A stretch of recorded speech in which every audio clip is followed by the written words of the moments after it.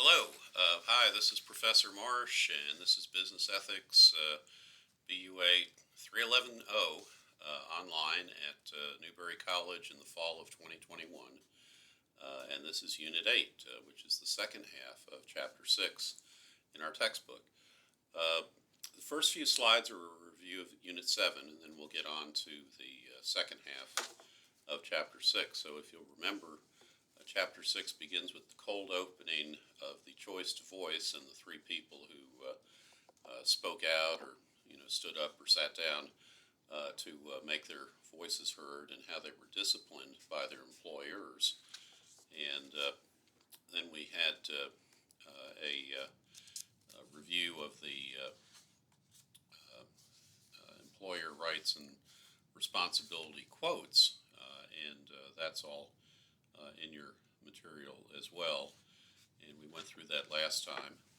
It looks like there's some stuff that carried over in the notes to the slides from the lecture that I did in the previous chapter, so just ignore that as you're reading the notes. And then the chapter objectives for the first half of the chapter were to distinguish the two distinct perspectives of ethics of workplace relationships, and that's the relationship between employer and employee, not the relationships between two employees. Maybe we'll talk about that later in the semester. Love on the job. Explaining the concept of due process in the workplace. Defining employment at will and its ethical rationale. Describing how to downsize in an ethical manner. And explaining the difference between intrinsic and instrumental value in terms of health and safety. And we looked at the old view, which was the Golden Gate Bridge was a great success because only 10 people died, with today's view, which is that all life of all employees and customers needs to be protected. And certainly their health and safety is a categorical imperative. Now for the second half of Chapter 6, Unit 8, our objectives are to, and this is slide number 5 if you're following along with your PowerPoint slides, is to illustrate an employer's responsibility with regard to employee health and safety and why the market is not effective at managing this responsibility. Then we'll get into arguments for and against regulation of the global labor market, argument for market-based resolution to workplace discrimination, diversity in the workplace, the benefits and challenges of diversity, and then affirmative action, 3 ways in which it is legally permissible and ethical. Illustrate an employer's responsibility with regard to employee health and safety and why the market is not effective at managing this responsibility. Well, the free market approach to health and safety is no longer acceptable. The regulation has been enacted to change the calculus that we saw in the last learning objective. Acceptable risk is no longer acceptable. In 1970, OSHA law, the Occupational Safety and Health Administration law, the government stepped in to create a new bureaucracy, a new agency to protect and inspect worker safety and health. The challenges to the free market approach are that labor markets are not perfectly competitive and free. When you have to use the adjective perfectly, perhaps it hurts a little bit the strength of your argument. Employees seldom, if ever, possess the kind of perfect, oh, there that goes again, information markets require. But maybe the third one is most compelling. We ignore important questions of social justice and public policy if we approach questions solely from the point of view of an individual. So let's get into it a little bit deeper. Acceptable risk is no longer acceptable. Regulation attempts to eliminate deaths and mitigate other risks. Note in the challenges, our markets perfectly competitive and free. Are any markets perfectly competitive and free? Even commodities can have externalities and inefficiencies. Can markets work when they're not perfect? Well, yeah, they do all the time. I'm not sure that's really the reason. I think the real reason is presented in the reality check box on page 195. Uh, Employee health and safety standards are good business if you take the long run view. Avoiding accidents and chronic employee illness is good business today. It saves money. It's efficient in the long run. What has happened is that the additional regulation has added additional long-term costs to the cost of employee injuries, customer injuries, and other health and safety violations. So if you think short term, maybe cutting a few corners on safety seems attractive, but in the long run, avoiding worker death, illness, and injury is much better for business. Now that's utilitarian and it's rights-based. Either under either standard, uh, the higher standards that we have for employee health and safety are going to lead to the same answer. Uh, Global considerations. Many other countries in the world don't have our worker protection and our legal system, and so in other countries you might not find those same standards. You might not find those same long-term costs, and perhaps if you have a risky business, you might be tempted to conduct that business elsewhere, as the pharmaceutical business has done in some of its clinical trial work. The book questions whether that's ethical, and I would have to join the authors of the book in that question as well. If you're going to develop drugs in the U.S. pharmaceutical companies to treat American workers, perhaps you should test them on volunteers, because those clinical trial people are volunteers, and maybe they should be Americans. Arguments for and against a regulation of the global labor environment. Is low-cost manufacturing in developing countries a sweatshop, a very pejorative term, or is it just economic development? Maybe it's just progressive economic development, progressive in the sense that 2 follows 1, and 3 follows 2, and 4 follows 3, and so on and so forth. Maybe they're just a few steps behind us in their industrialization in the developing world. And take a look at Figure 6.2. So what's your perspective on that? What about slave labor in China? What about the Uyghurs? Are they working to build your iPhones? Is child labor ever permissible? What are the arguments for and against? Are you going to tell a child that it can't work to feed himself or herself? What if that's are we making cultural judgments that maybe aren't applicable to the societies in which those situations are found? Must men and women always be paid the same? How comparable are comparable duties? What is a living wage? I have to tell you that some of the wealthiest clients that I've had have been women. I can remember representing one client who, at a time when I thought, making a, 100,000 or 150,000 a year was a really great year. My client came in and she was making $14 million a year, and when we helped her sell her business for over $100 million, she gave me a 1% tip, and I was just as responsible for the sale of the business as she was.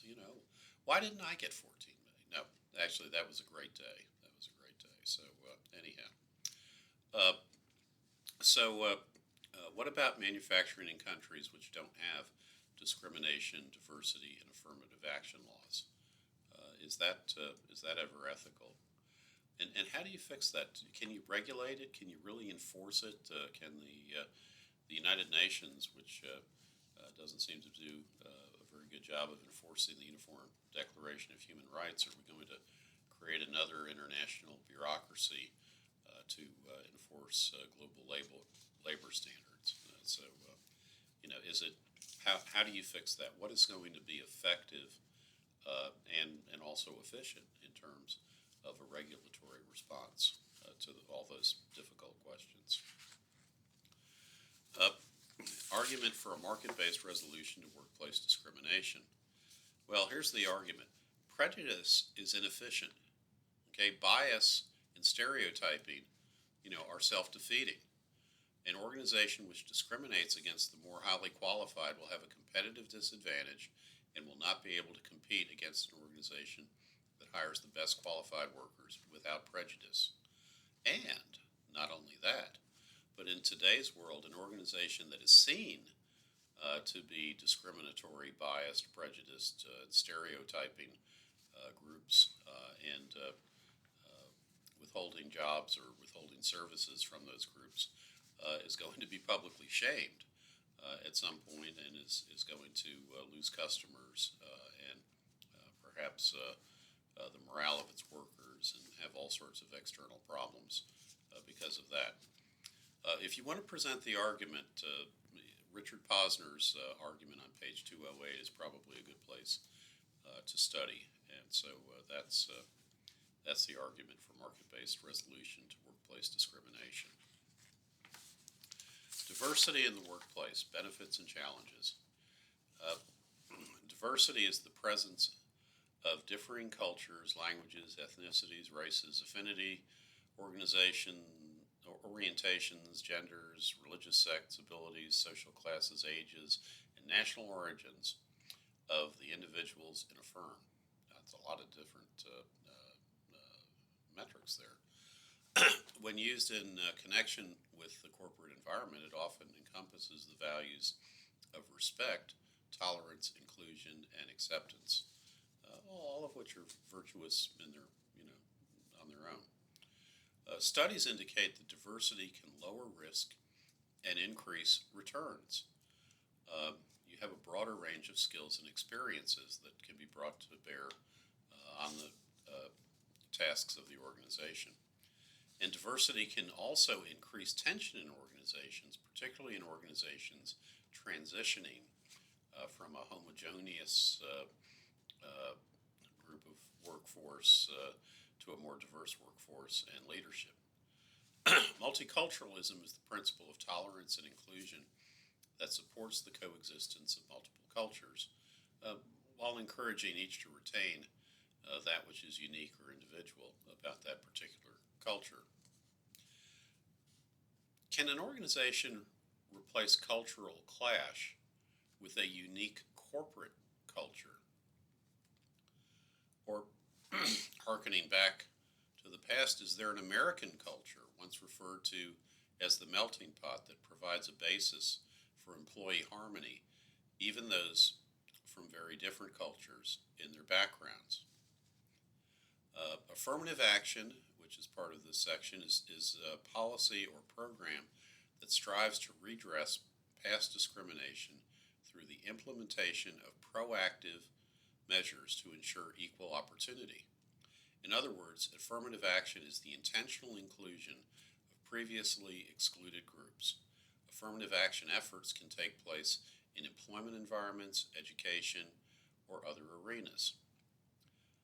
Reverse discrimination are decisions made or actions taken against those individuals who are traditionally considered to be in power, or the majority, such as white men, are in favor of historically non-dominant groups. Now, there is a discussion in your materials, a box that discusses the work of Joan C. Williams and bias interrupters. And this is a lecture. She gave a brilliant TED Talk a few years ago, which I viewed and really enjoyed it. I'm going to post a link to it. I found it in my materials, and it is in my notes. So if you get my notes and look at them, you'll find the link right here, which may pop up as a hot link. I'm not sure, or you may have to copy it and insert it in your browser. But the topic of the talk on YouTube is why corporate diversity programs fail and what to do instead. And I would say that Professor Williams, she's a law professor at UC Hastings in San Francisco, is generally considered to be from the liberal side of things. But I think, this is a fastball right down the middle and is a really brilliant discussion of these issues. Affirmative, and she's a consultant also. She works for businesses on a regular basis, top businesses, and she helps them. She helps them get results from their diversity programs when the way that it was originally designed and implemented didn't work. And I think that's a really good thing. Affirmative action in the workplace. Now, these are three ways in which it is legally permissible. So federal contractors with 50 or more employees are required to have an affirmative action program to ensure equal opportunity. That's in federal contracting law.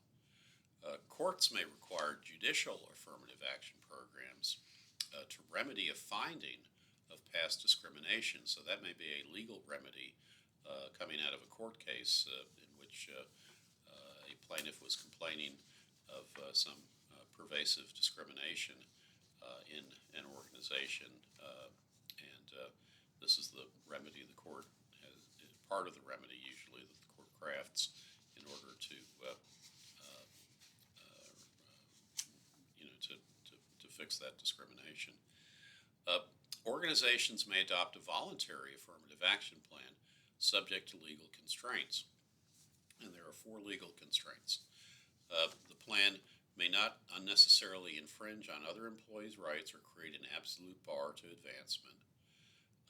It may not set aside specific positions for women or minorities. It's not supposed to be a quota program. It may not change legitimate expectations of employees, and it must be temporary, only lasting as long as needed to create a balanced and diverse workforce. So that's affirmative action in 3 ways in which you can do it legally. So as an attorney, I advise you to always try to do things legally. And also, that is the end of Chapter 6 and Unit 8 in Business Ethics at Newberry College in the fall of 2021. We will move into Chapter 7 next time, and I believe that the slides are already uploaded into your course materials. So please stay up with your reading, watch the videos. If you haven't already, please subscribe to my YouTube channel so that you see when new videos are uploaded. And if you're going to watch one of the videos, maybe go ahead and find a way to, maybe you can listen to them. It's not that important to see me, but maybe listen to them while you're going through the PowerPoint slides. So good luck with all of your homework. I know there's a lot of that due this week, and I've already got Unit 9 in the can, and we'll be posting that in Unit 10 very shortly. So now that we've been able to figure out how to get the audio to work, at least I hope the audio is working, let me know if you have any questions or if there's any problems with any of the material. And until then, have a good week. Bye-bye.